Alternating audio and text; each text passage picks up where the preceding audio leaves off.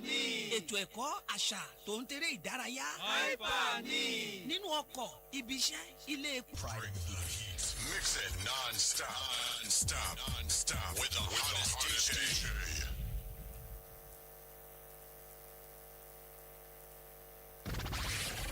The station with the best music. I love the music. Best music. This is High Power 102.7 FM.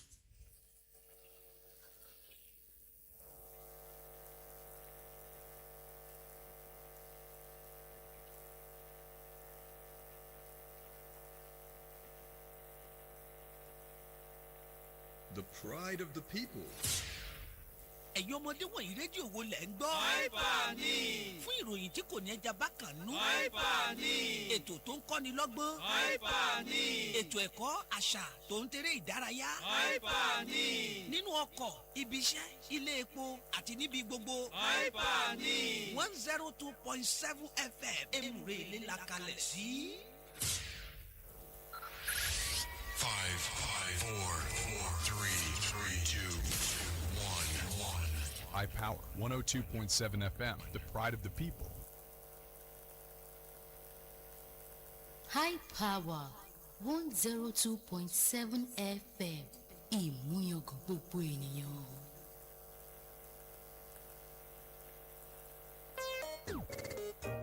This is High Power 102.7 FM, your number one source for reliable news, impactful conversations, uplifting music, and community-driven content.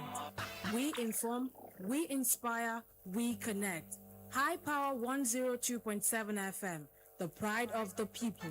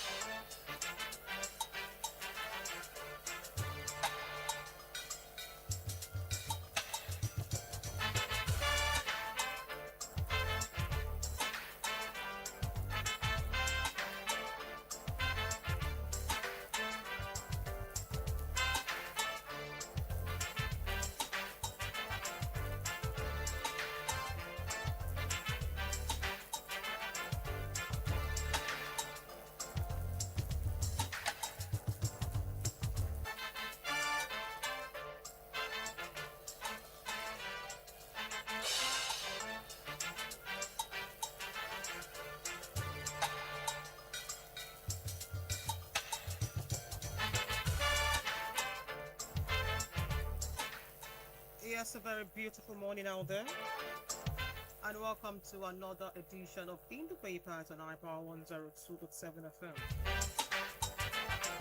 Your trusted guide for news making major headlines in today's newspaper.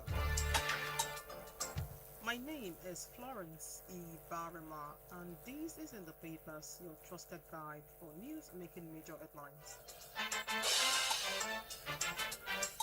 Today we have headlines from the Nation's newspaper, we have headlines from the Sun newspaper, we have headlines from the Hope newspaper and the Punch newspaper this Thursday morning.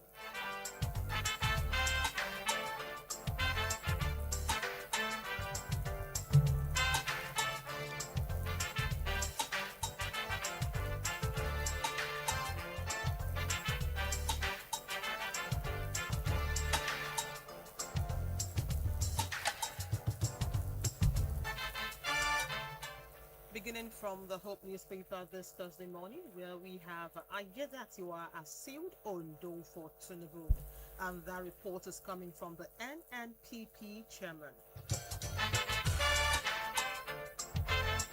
Still taking headlines from the Hope newspaper this morning, where we have Ore gets new commander.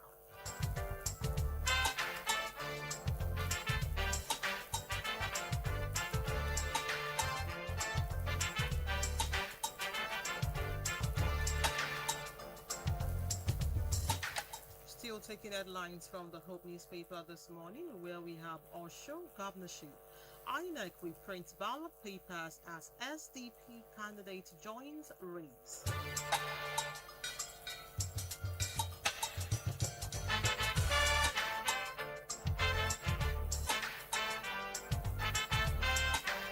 Away from the Hope and now to the Punch, where we have a talk on Awujale. Ruling House backs leaders reject purported removal.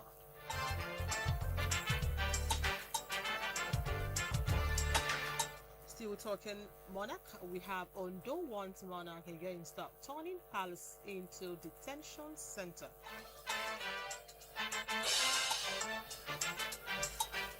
Still on the Punch newspaper this morning, where we have why Davido should apologize to Okpebolo over was resort troll, and that's coming from lawyer.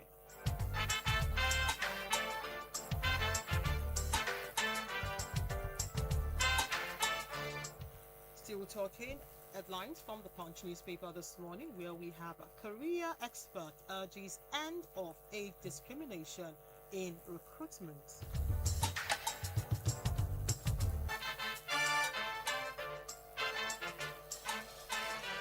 ADC alleges plot to arrest Aregbesola, and that is coming from the federal government.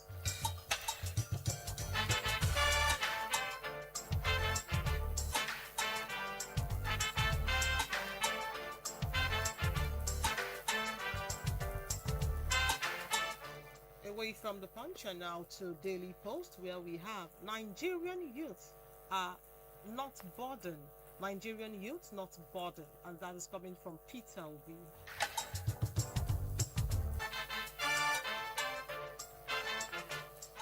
River Varsity students shot on campus. Management suspend activities, and that is coming from Daily Post. Talking Osun State election, Showore accuses police of tear gassing him, and that is also coming from Daily Post newspaper this morning.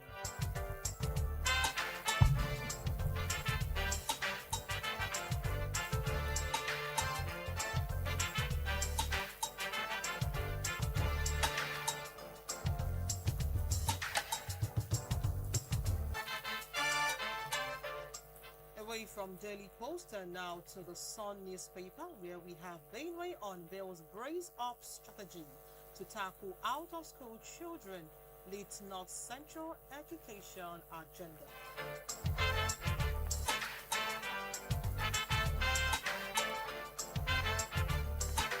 Still talking Osun State election, tension, fear persist as Accord APC trade killing claims. And finally, taking headlines from the Sun newspaper, where we have Adeleke declares Friday walk free for election.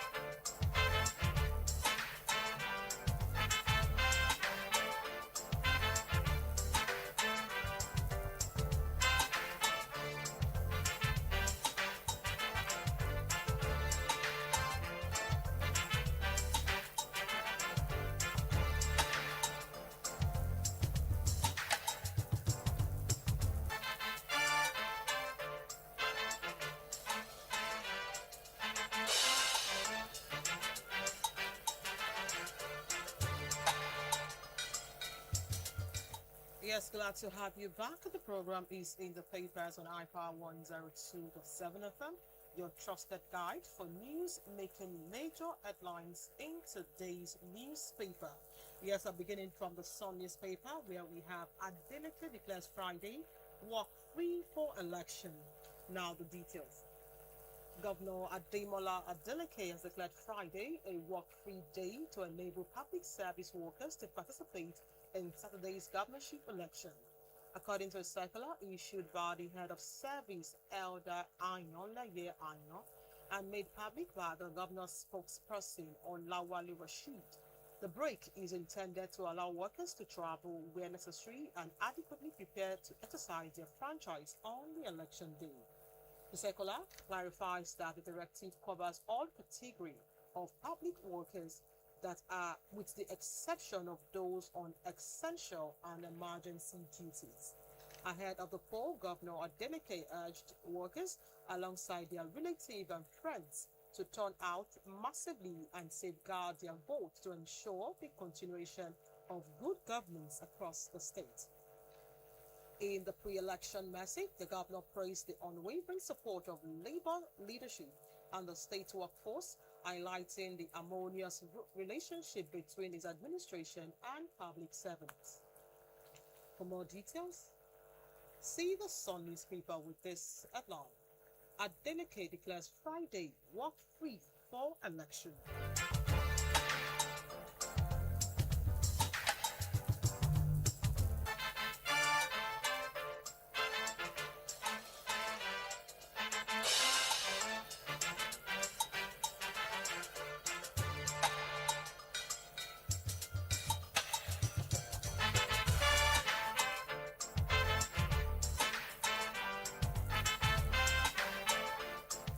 Yes, away from the Sun and now to the Hope newspaper talking in those states. Akoko Southeast worker wins brown new car in Noge Rafi.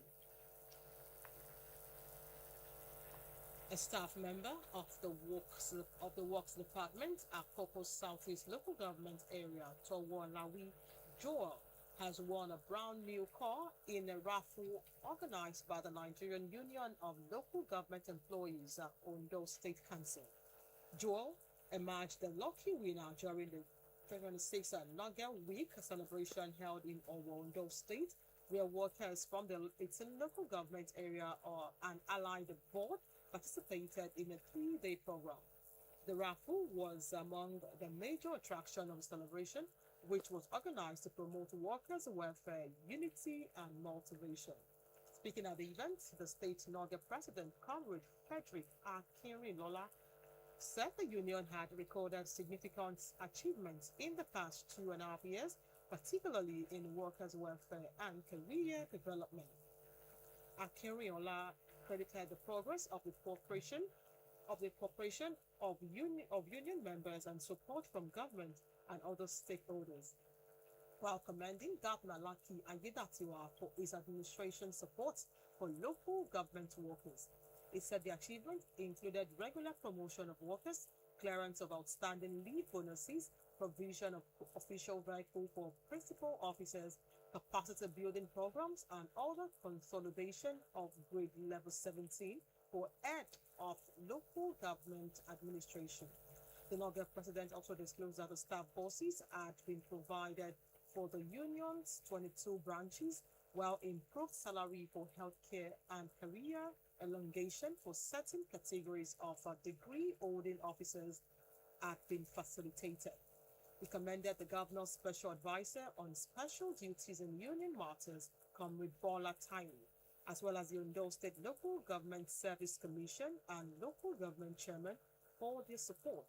Representing the governor, Taiwo praised Noga for its peaceful engagement with government and commended Akinriola for what he described as effective leadership.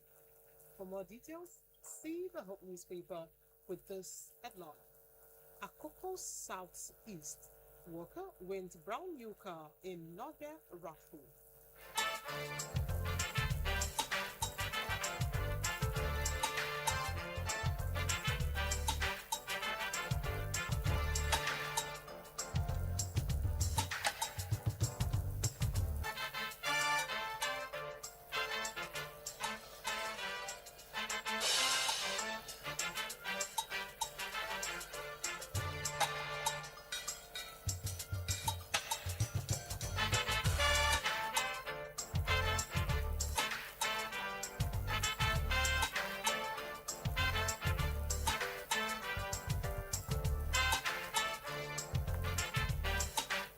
Away from the Hope newspaper and now to the Punch, where we have why Davido should apologize to Okpebolo over was result troll, and that is coming from lawyer.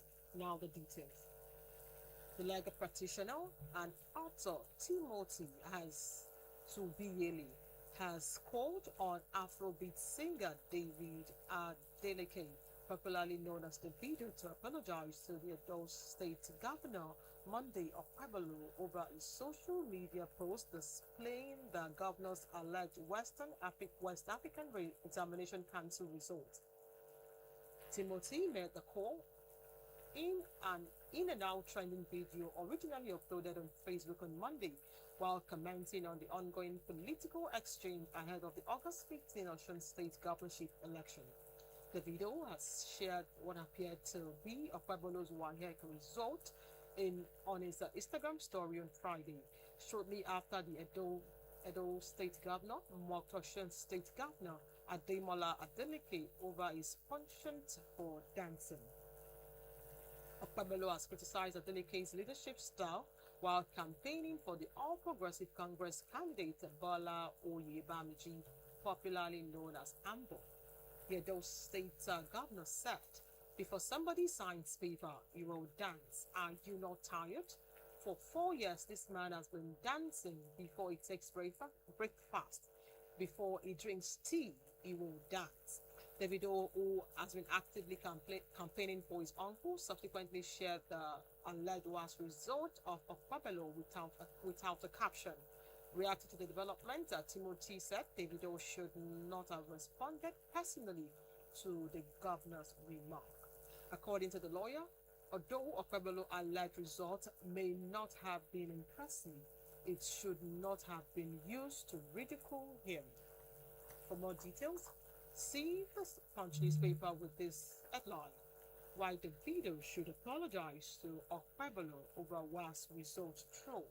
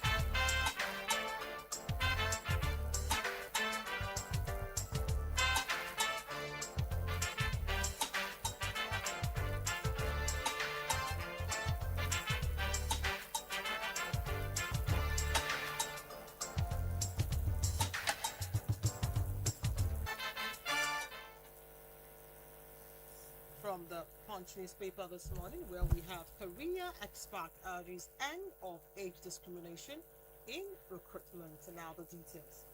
President and founder of Liberty Career Academy, Benga Rufai, has called for measures to prevent age discrimination in recruitment, stressing that Nigerians should be given fair opportunities to compete for jobs regardless of their age. Rufai made the call in an interview on Wednesday at the 10th edition of the Career and Stewardship Boost Camp, organized by Liberty Career Academy at the Triple C Event Center, Sabo Yaba, Lagos.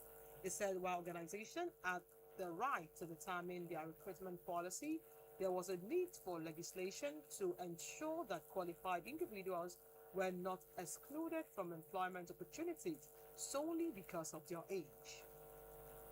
Speaking on the country's workforce and skill gap, Rufai said Nigeria was producing millions of young people who needed to be equipped with relevant skills to improve their employability and contribution to the economy.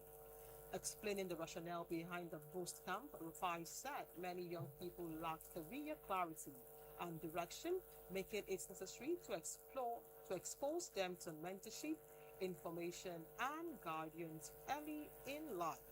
According to him, participants would be exposed to training sections, learning activities, panel discussion, interactive section, and masterclasses designed to help them make informed career decision.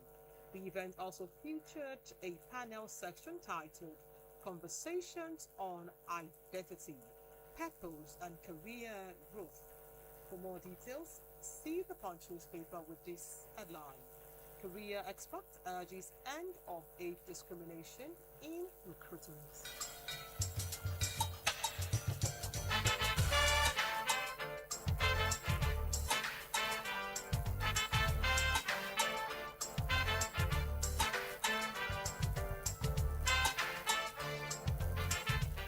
Still on the pages of the Punch newspaper this morning, where we have police arrest 10 for attempted murder in Osun. Now, the details. The Osun State Police Command has arrested 10 suspects in 2 separate operations linked to alleged violent crime in Modakeke and an invasion of the Osun State Polytechnic area. The development is coming ahead of Saturday's governorship election in the state. 4 suspects were arrested in Modakeke, Ife East local government area over alleged conspiracy, attempted murder, assault occasioning, and an unlawful possession of prohibited firearms. The suspects are Olufemi Olatunji 39, Ajayi Idowu 31, Akingbala Oluwakemi 40, and Adekunle Basirat 40. We are apprehended by the police operative around 2 a.m. on August 9, 2026, following a petition to the Commissioner of Police. The Commander Police Public Relations Officer, DSP Abiodun Ojalabi, disclosed this in a statement on Wednesday. Police searches of the suspect residence and premises reportedly led to the discovery of 2 firearms, a locally manufactured cut-to-size firearm, and a pump-action gun. According to the command, a locally made firearm was discovered from Basirat's shop, while the pump-action firearm was found at Oluwakemi's residence. The police identified Basirat as the wife of Solomon Akinlabi, popularly known as Indomie, while Oluwakemi was identified as the wife of Akingbala Akindele, alias Ostand. In a separate operation, operative of the Violence and Crime Response Unit arrested 6 suspect members of an unlawful society following report of an alleged invasion of the Ondo State Polytechnic area. In the incident, reportedly involved armed hoodlums and 2 students sustaining injuries.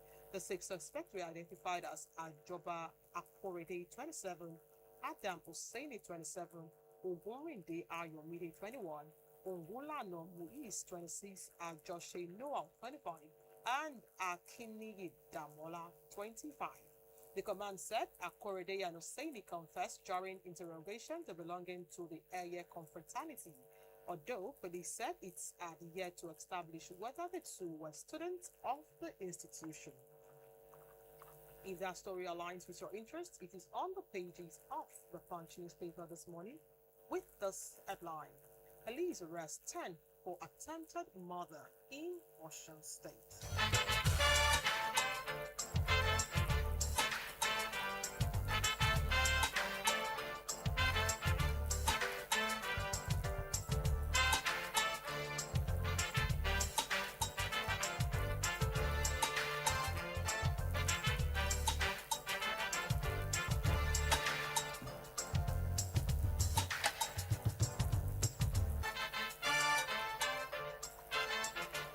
Still taking headlines from the Punch, where we have 168 solar street lights stolen in Lagos Ibadan Expressway Long Bridge. Now the details. No fewer than 168 solar-powered street lights installed along the Long Bridge section of the Lagos-Ibadan Expressway have been stolen by suspected vendors, findings by the Punch Metro has revealed. The street light installed in 2025 along The approximate 5-kilometer long bridge were meant to eliminate the busy stretch and improve the safety of motorists, particularly at night. However, Punch Metro observed that the streetlights began disappearing gradually only months after they were installed. During a visit to the bridge on Tuesday, several sections were found to have been stripped of the street lighting infrastructure. A count of the vandalized pointer from the opaque end of the bridge towards the Wawa showed that about 168 solar-powered streetlights had been removed. The suspected vendors appeared to have been carefully dismantled the lights, losing the screws and nuts used to secure the poles and the bridge before removing and cutting them away. Further observations showed that while some lights had been removed at intervals, others were vandalized along stretches of up to 300 meters. Some of the points also showed signs that the poles have been forcibly removed. The long bridge carries heavy vehicle traffic daily, with thousands of motorists using the route to connect Lagos with other parts of the country. The bridge is also notorious for attacks by hoodlums who reportedly targeted motorists with whose vehicles break down on the bridge, particularly at night. The installation of streetlights was therefore expected to provide illumination to help reduce such risk. Motorists and business owners, however, expressed concern that the gradual disappearance of the solar-powered streetlight was returning the busy route to darkness and exposing road users to greater risk. For more details, see the Punch newspaper with this headline. 168 solar streetlights stolen on Lagos-Ibadan Expressway Long Bridge.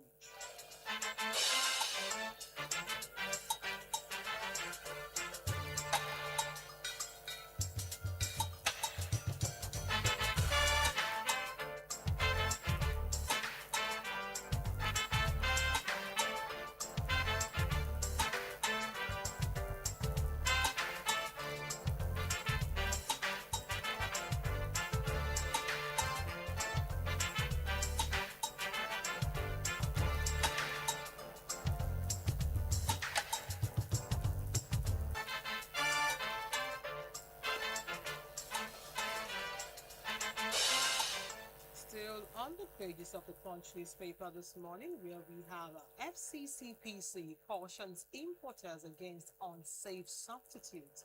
Now the details.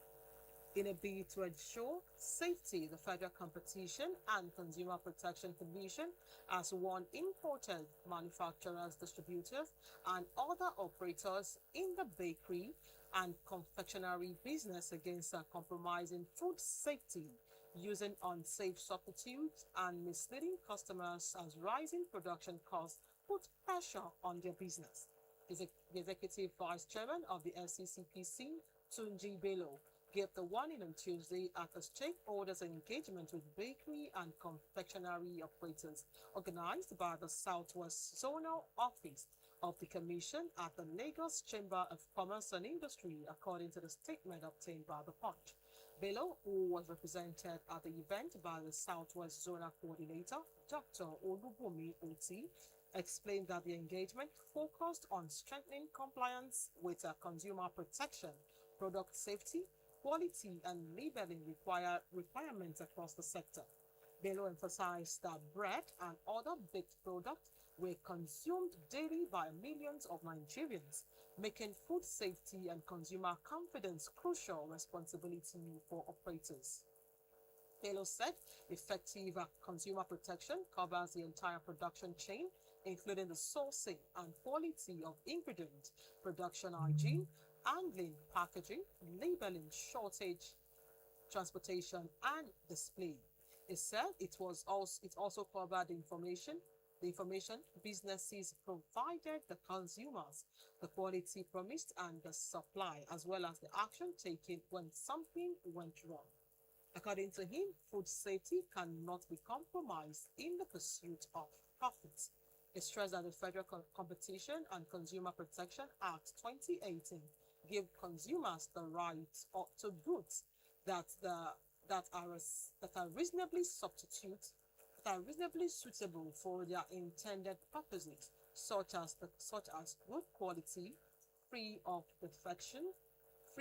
defects, and complying with applicable standards set by the sector regulation.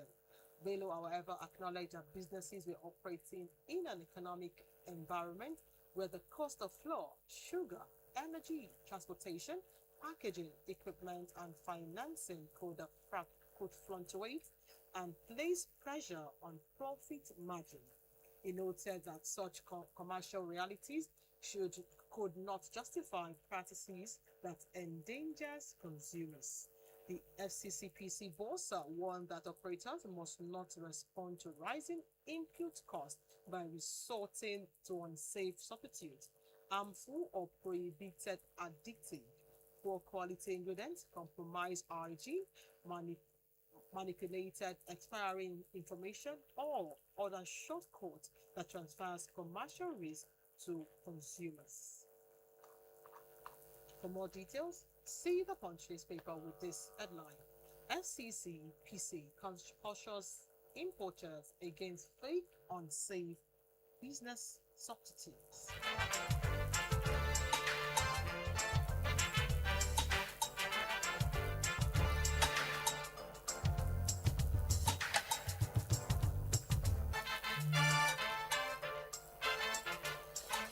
Still taking headlines from the Punch, where we have Ondo wants monarchs against turning palace into detention center. Now the details.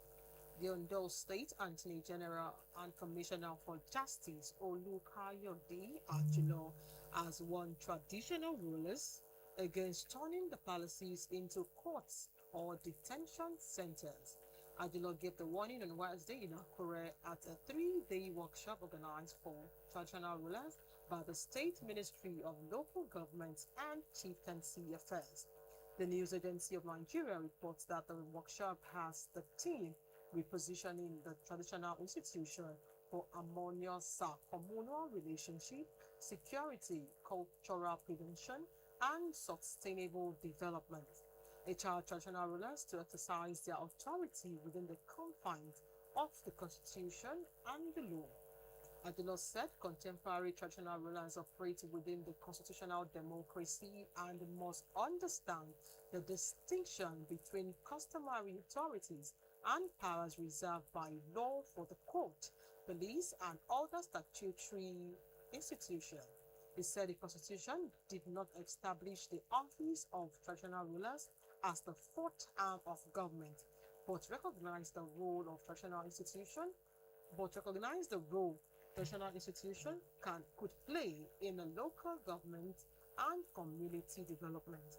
According to him, traditional rulers should see themselves primarily as custodian of history and culture, symbol of communal identity, peace builders, mediators, and community mobilizers. He added that traditional institution was not an alternative court or government institution. Ajulo warned traditional rulers against turning their palaces into detention centers or criminal courts, stressing that alleged criminal conduct must be handled by legally authorized law enforcement institution. For details, see the Punch newspaper with this headline: Ondo wants monarch against turning palaces into detention centers.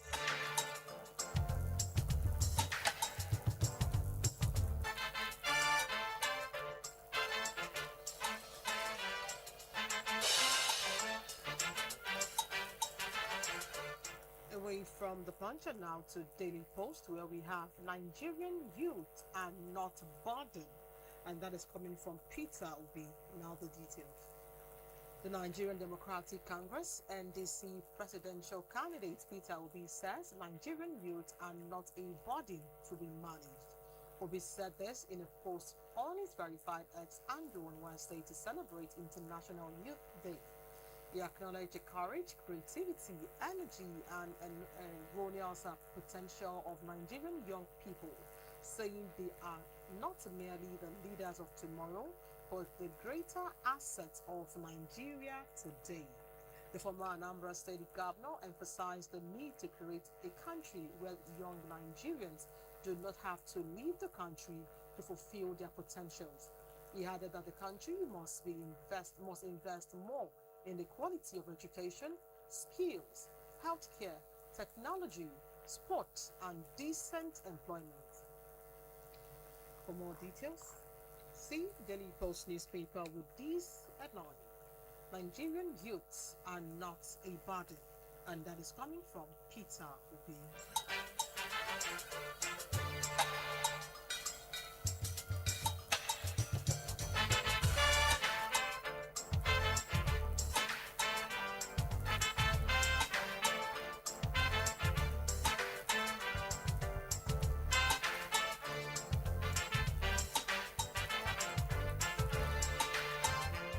Still taking headlines from our Daily Post, where we have Catholic priest reject federal government ranching policy in Benue.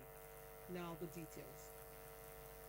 The Nigerian Catholic Diocesan Priest Association and CDPA Maduguri Diocese has rejected the federal government's decision to include Benue State in the plot implementation of the national branching policy. The association described the move as an unacceptable and a potential threat to the ancestral land of the people. This was contained in a statement signed by its chairman, Reverend Father Joseph Terefa Beba, which expressed concern over what he described as the apparent exclusion of the Benue State government from the decision-making process leading to the policy. According to the NCDPA, Benue, which has suffered prolonged insecurity, killings, displacement, and destruction of communities, should not be subjected to any policy that could result in land grabbing, forced occupation, or permanent displacement of indigenous communities. The association said ranching should not be introduced in the state without transparent consultation with the state government, traditional rulers, and affected communities. The priest also demanded the displaced Benue resident to enable them to. The priest also demanded that displaced Benue residents be enabled to return safely and reclaim their ancestral land before discussions are held on existing or proposed ranching structure. The NCDPA further declared that Benue is predominantly an agrarian state and argued that commercial ranching is not viable in the state. For more details, see the Daily Post newspaper with this headline: Catholic priest rejects federal government ranching policy in Benue State.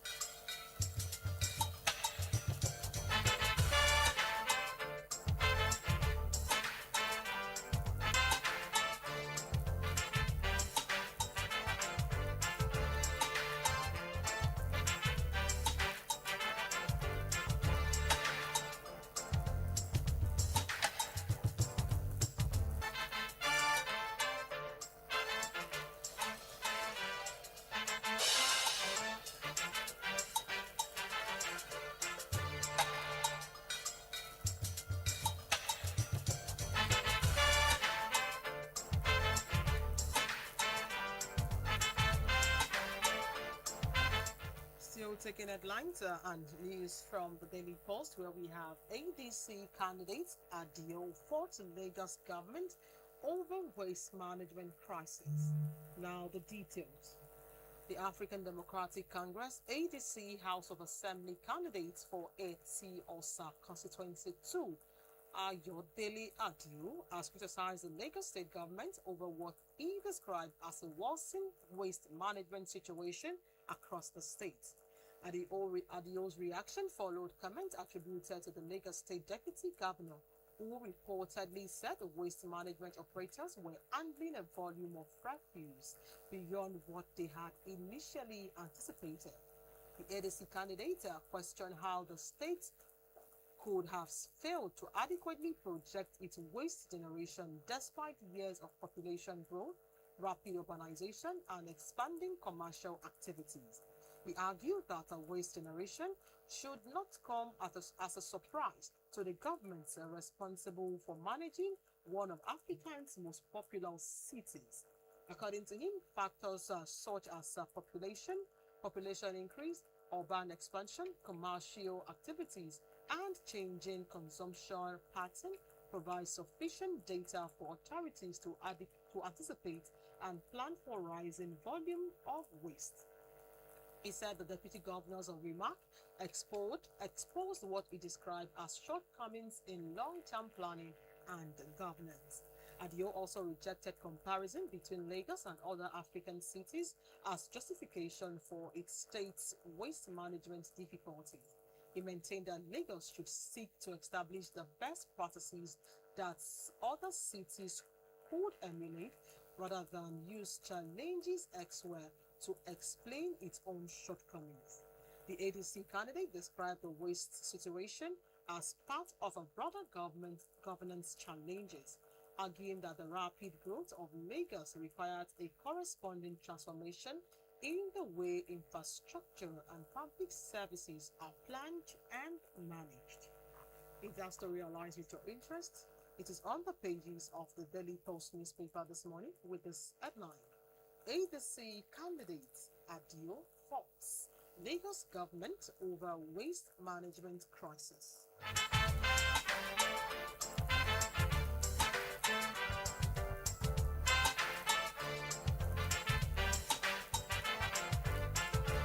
Yes, still on the pages of the Daily Post, where we have a talk on Osun election. Showore accuses police of tear gassing him. Now the details. Omoyele Showore has accused officers of the Nigerian police force of firing tear gas at him and his supporters while they were traveling to Osogbo, Osun State, ahead of the governorship election. Showore made the allegation in a post shared on his verified X account on Wednesday. He claimed that the officers attacked his group despite what he described as a peaceful conversation with them before they continued their journey. Showore said the alleged action by the police did not stop them from reaching the state capital. He criticized the conduct of the police, saying officers are deployed for the election should protect citizens and the electoral process. For more details, see Daily Post with this headline: Showore accuses police of tear gassing him.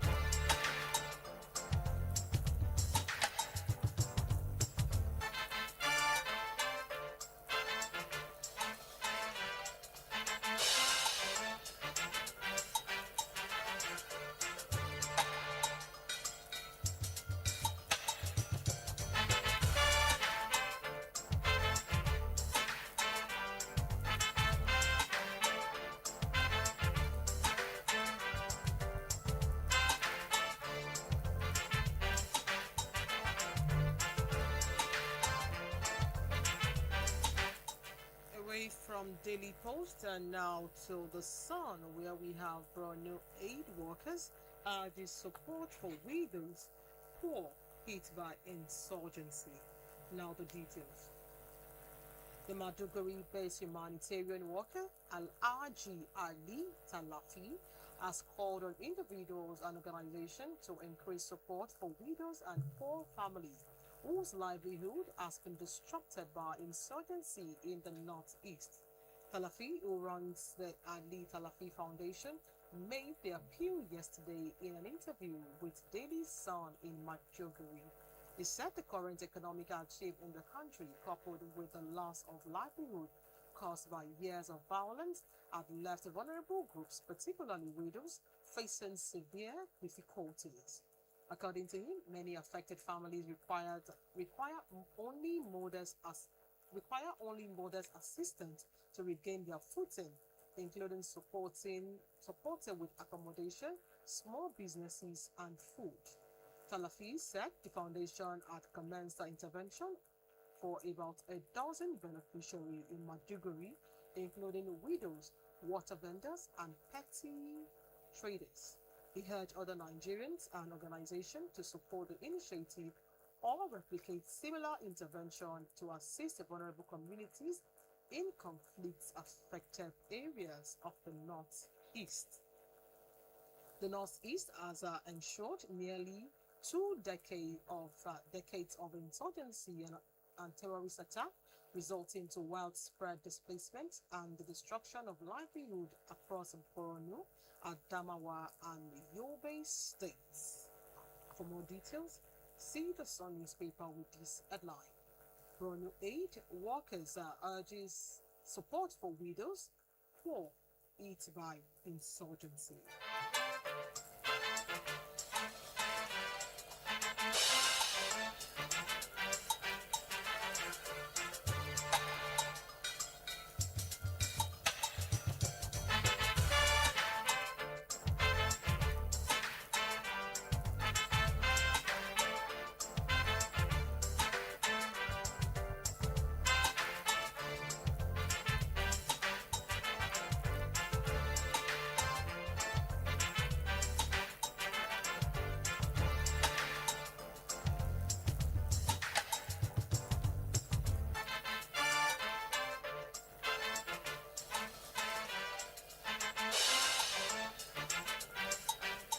Still taking headlines from the Sun newspaper this morning, talking Osun. Article PDP demands probe of Father on Say once against militarization. Now the details. Tension ahead of the Saturday's Osun State governorship election intensified yesterday as former Vice President Atiku Abubakar warned the federal government, security agencies, and the Independent National Electoral Commission (INEC) against what he described as a militarization of the poll, while the People's Democratic Party demanded a probe of Senator Francis Fadaunseh over alleged inciting comments. The development came as Fadaunseh, who represents Osun East Senatorial District, was questioned by the Osun State Police Command for about 2 hours over a viral video in which he allegedly heard calling on supporters to kill members of their cult. Fadaunseh, however, denied inciting violence, insisting that his comment was taken out of context and that what he meant APC supporters should kill accord with their votes. Speaking at the African Democratic Congress, ADC National Youth Leadership Summit, Atiku, the party's 2027 presidential candidate, described the Osun election as a test of Nigerians' capacity to conduct credible election ahead of the 2027 general election. He expressed concern over the scale of security deployment around the poll, saying it created the impression of preparation for war instead of a democratic exercise. Atiku questioned what security capacity being deployed. Atiku questioned why the security capacity being deployed for the election was not similarly available to combat terrorists, kidnappers, and bandits responsible for killing and abducting Nigerians. He also warned INEC against delays, manipulation, and other irregularities, insisting that election materials must arrive on time, accredited voters must be allowed to vote freely, and results must be counted and transmitted transparently in accordance with the law. For more details, see the Sun newspaper with this headline. Atiku, PDP demands probe of Fadaunseh, warns against militarization.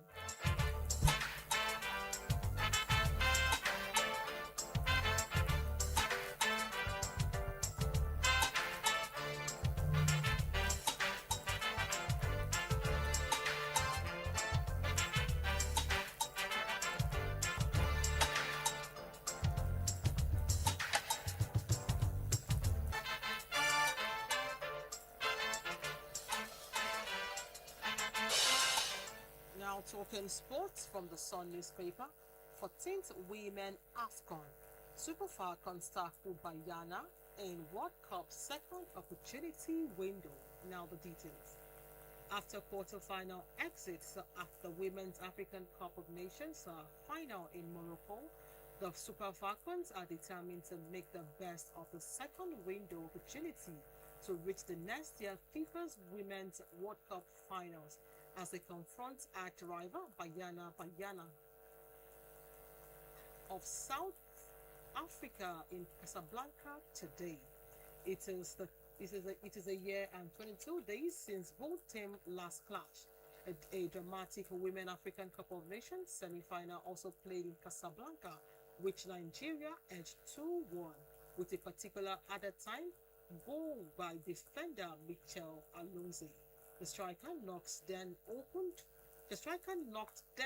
cup holder South African cold in a game each at earliest scored once for a penalty shot. For more details, see the Sun newspaper with this headline. 14th Women AFCON. Super Falcons tackle Bayana in World Cup second opportunity window.